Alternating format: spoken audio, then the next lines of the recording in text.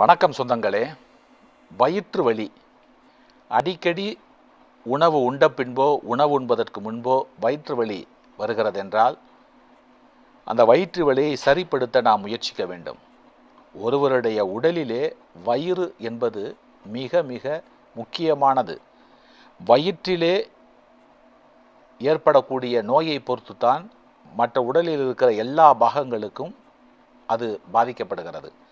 ஆக வயிற்றை பாதுகாக்க வேண்டியது, வயிற்றை சுத்தமாக வைத்து கொள்வது நமக்கு மிக மிக முக்கியம். ஆக காலை கடன் கழித்தல், மாலை கடன் கழித்தல், நேரத்திற்கு நேரம் உணவை உட்கொள்ளுதல் ஆகியவையை நாம் வழக்கமாக பயன்படுத்தி கொள்ள வேண்டும். அப்படி உங்களுக்கு வயிற்றிலே வலி ஏற்பட்டு விட்டது என்றால் ஒரு கிளாஸ் அளவு வெந்நீரிலே சிறிது நாட்டு சர்க்கரையை சேர்த்து அதோடு கொஞ்சம் நெய்யை சேர்த்து குடித்தோமேயானால் வயிற்று வலி நின்றுவிடும்.